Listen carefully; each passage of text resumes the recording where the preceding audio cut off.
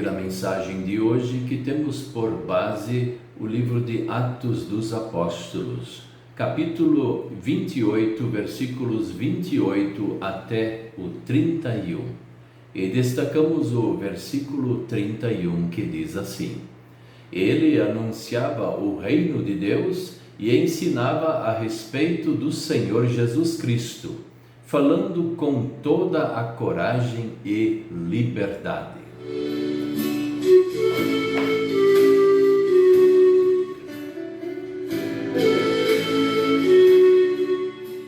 O tema de hoje é: ainda temos liberdade para testemunhar com coragem.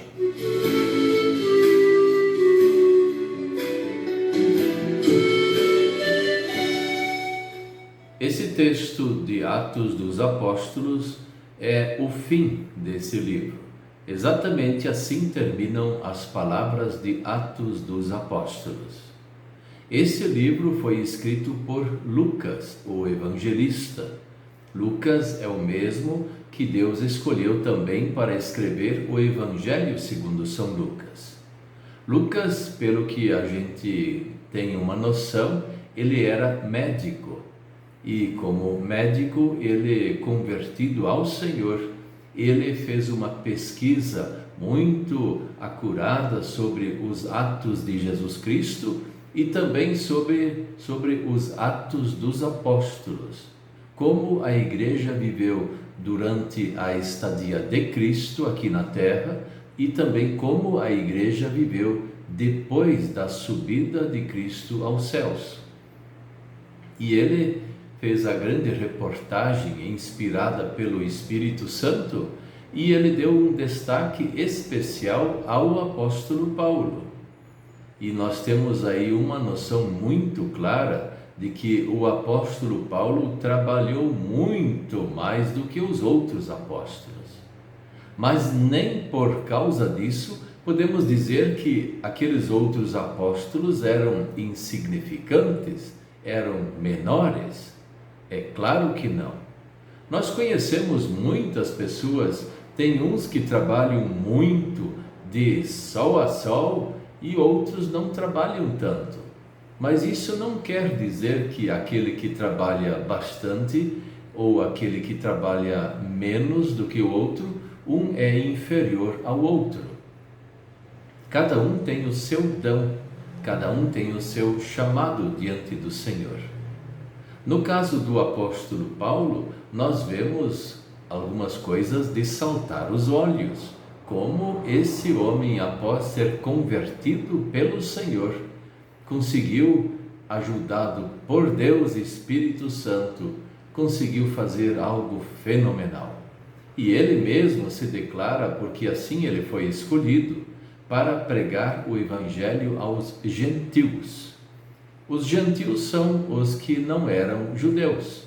Todos os povos que não eram judeus eram chamados de gentios. Então tinha os romanos, gentios, os hebreus, gentios, os turcos, gentios, e assim vai. Todo aquele povo que existia da época antiga era chamado de gentio. Mas ele começou, o apóstolo Paulo, a pregar entre os judeus.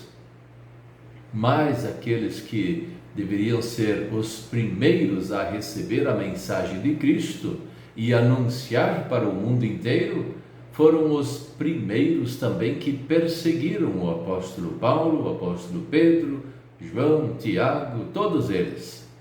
E Paulo sentiu na carne o que era uma perseguição. Tanto que ele, por um período, ele pôde fazer a missão, ir de cidade em cidade e fundar congregações. E aí ele também fez uma segunda viagem e assim por diante. Mas logo ele foi preso com acusações falsas. Falsidade é o que mais houve contra o apóstolo Paulo. E nós não devemos nos estranhar se ainda hoje os pastores são perseguidos, e sempre são perseguidos por falsidade. A diretoria de uma congregação, os líderes, os diáconos também são perseguidos. E a falsidade vai acompanhar a vida da igreja aqui na terra, não tem como. Não é só nos tempos de agora, isso era no tempo de Martinho Lutero, isso era no tempo do Santo Agostinho, isso era no tempo daquele pai da igreja antiga, era no tempo dos apóstolos, era no tempo de Jesus, era no tempo dos profetas. O que aconteceu antes do dilúvio? Aquele povo perseguiu a família de Noé, Deus que os protegeu. E eles vinham para rir da cara de Noé quando estava construindo a arca.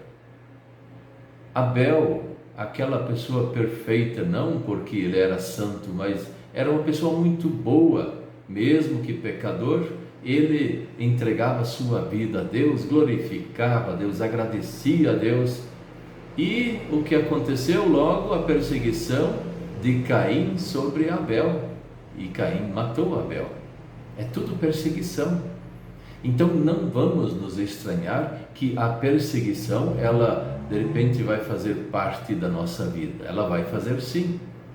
Às vezes ela vai fazer um barulho estranho, vai provocar angústia e até tormentos, vai provocar desafios novos, mas nós confiamos no Senhor.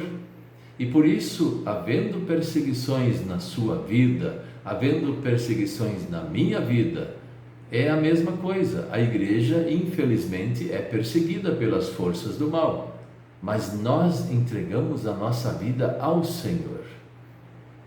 Um dia a perseguição para, mas também pode ser que não. No caso do apóstolo Paulo, ela não parou. No caso do apóstolo Pedro, não parou. Em todos os casos, ela nunca parou. Então, se nós ainda podemos ter liberdade de falar da palavra de Deus, e aí nós temos essa coragem de testemunhar que Jesus Cristo é o Salvador, vamos aproveitar essa oportunidade. Porque aqueles antigos, eles são um bom testemunho para nós. Eles não desistiram. No meio da perseguição, eles falavam mais ainda. E nós também podemos fazer a mesma coisa. Nunca desistir. Ter coragem de testemunhar de que Jesus Cristo é o Salvador. O único e suficiente Salvador que nós podemos ter. Quem crê em Jesus Cristo está salvo. Creia em Jesus, você está salvo. Temos ainda esta liberdade de falar e podemos glorificar a Deus por causa disso. Amém.